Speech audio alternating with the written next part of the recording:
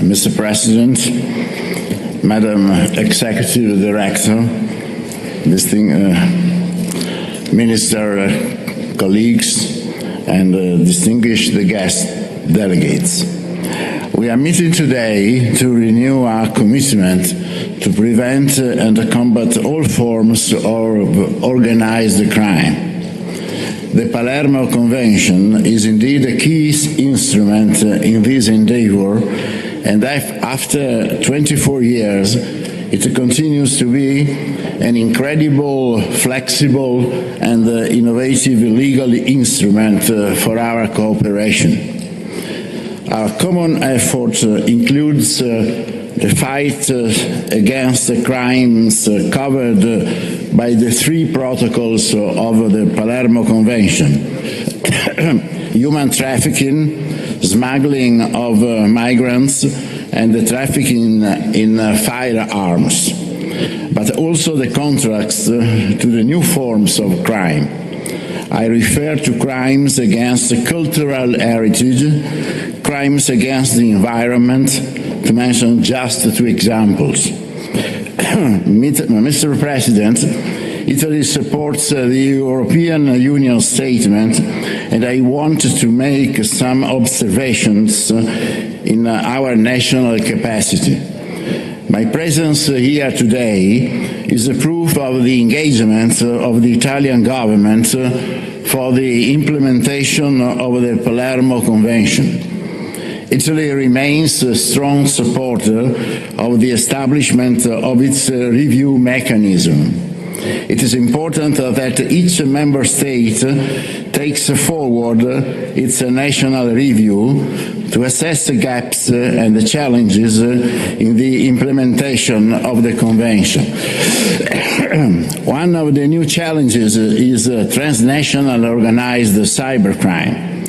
To face it, at a national level, we have adopted a new legislation handling three main points. First, we have increased the penalties for cybercrimes. Second, we have introduced the concept of cyber extortion, which takes the form of unauthorized access to the device, resulting in the seizure of data and finally the ransom request. Third, we have strengthened the powers of the National Anti-Mafia Prosecutor and ameliorated the coordination between the judicial authority and the National Cybersecurity Agency. Of course, the national coordination must necessarily be followed by the closest cooperation between states. We must fully valorize multilateralism. That's why we engaged to reach a common text for a UN Convention on Cybercrimes. Also, the G7 Justice Ministerial meeting that I chaired last May in Venice had this item in the agenda. Let me thank Mrs. Gadawadi for having attended this event. At international level, a concrete action is needed with a specific focus on international drug trafficking. Let me mention the fentanyl problem, dark web, and cryptocurrencies at the center of the action of the most dangerous criminal circuits.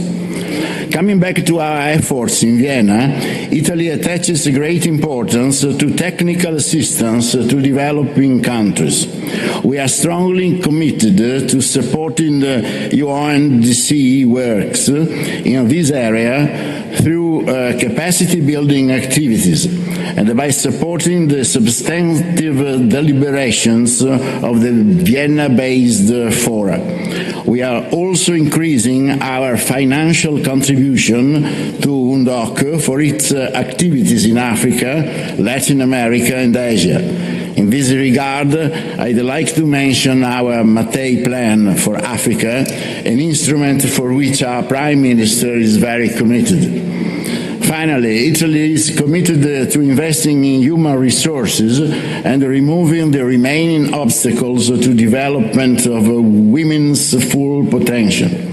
Women's empowerment is a necessary commitment for more just, resilient and prosperous societies. It is an indispensable investment also in the justice sector that we owe to present and future generations. Thanks.